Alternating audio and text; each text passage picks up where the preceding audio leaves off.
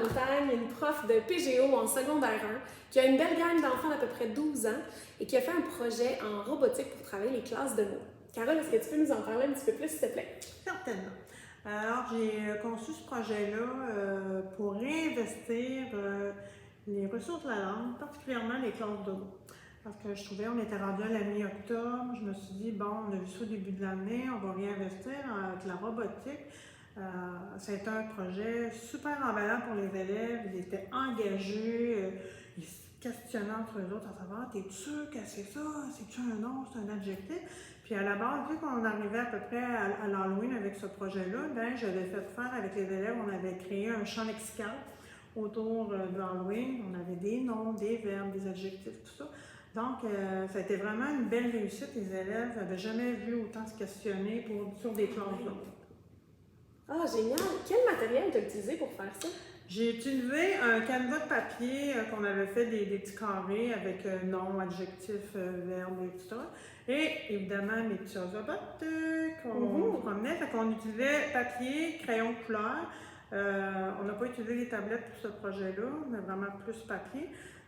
Et on avait une minuterie, on mettait un petit timer à peu près 30 secondes. Lorsque le robot s'arrêtait, le petit bras droit indiquait c'est quoi la classe de mots. Et là, à partir de leur champ lexical, devaient trouver dans la feuille à quoi ça associait et l'écrire sur un gros post-it sur lequel après on a investi dans une histoire avec les mots qu'il y avait écrits.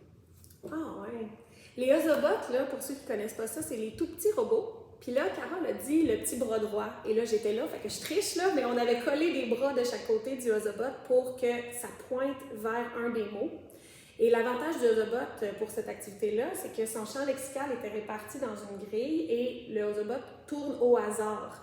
Il y a ça de programmé déjà à la base. Donc, on met le Ozobot n'importe où sur une ligne noire et il va avancer. Et quand il y a d'autres lignes noires, des intersections, il peut tourner, il peut continuer tout droit, il peut tourner dans l'autre sens. Donc, au bout du 30 secondes, c'est là qu'on l'arrête. Et peu importe où est son bras droit, c'est le mot qu'on choisit. T'en plein ça. Voilà, parfait. Quels impacts est-ce que ça a eu sur tes élèves au niveau des apprentissages ou au niveau du comportement?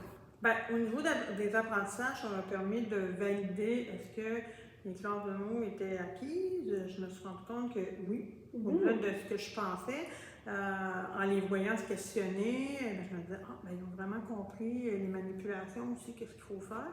Puis, au niveau du comportement, écoute, quand ils sont motivés et engagés, il n'y en a pas de gestion de classe à faire, ils sont dans leur projet, puis ils trippent, comme on dit. Là, fait que, ça a été super bien. Puis la période a passé rapidement. On était rendus à la fin, ils avaient tous trouvé leurs 10 mots, ils étaient rendus à écrire leur texte. Ils ont commencé à écrire leur texte, mais je veux dire, il n'y avait pas non plus de syndrome de la page blanche. Tu sais. À partir des 10 mots, ils ont été capables de créer un court petit texte. C'était vraiment. C'est là qu'on voit quand ils sont motivés et engagés, que ça a vraiment un impact sur la réussite après. Là.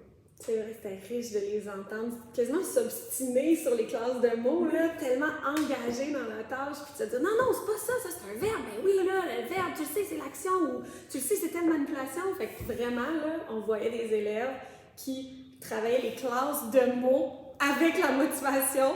Fait que pour vrai, on était très heureux de voir ça. Quel conseil tu donnerais à un collègue qui aurait envie de faire le même projet que toi, Carole? Je dirais de commencer avant initiation à la robotique un petit peu avec Ozobot sur papier, créer des tracés, pratiquer la droite, la gauche, les consignes, parce qu'on ne dira pas Ozobot et français. Ça peut paraître un peu bizarre, mais ça se rejoint parce que souvent les jeunes ils oublient les consignes. Hein? Première consigne, A, B, C. Donc ça permet de consolider ça et de travailler ça. Je dirais pour commencer, la base, ça serait de prendre un canevas papier, de prendre des crayons, de dessiner des trajets, de pratiquer les différents codes de couleurs aussi. Puis de jouer un petit peu avec le robot, là, parce que je pense que même si on ne veut pas, ils vont jouer pareil avec le robot. Oh, ils vont le faire. Ils vont l'essayer, ils vont explorer parce que c'est le fun, c'est trippant, c'est quelque chose de nouveau. Donc, les laisser explorer un peu, puis après ça, via avec les canevas, papier, s'amuser un peu avant d'arriver à faire un projet comme celui-là. Hey, merci, Carole, de partager ça avec nous. Tu es tellement une prof inspirante. Merci de nous avoir embarqués dans ce projet-là, de nous avoir laissé venir comme ça dans ta classe, te filmer, mais aussi vivre ce projet-là d'Ozobot avec les classes de mots avec toi. Bien, merci beaucoup. C'est très enrichissant.